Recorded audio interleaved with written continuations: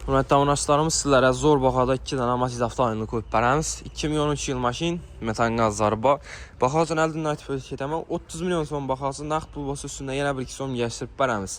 4 dənə balon paket qoyulan maşına kraskələrini ustalarca göstərib təşkil ola bilər sənə. 321 min kilometr tutdu. İşlərinə politdə döşələyən salon qısımları.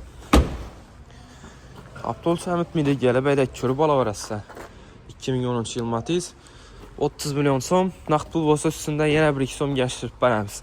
Keyin bunda 2006 yıl Matiz bad olsa 24 milyon soma.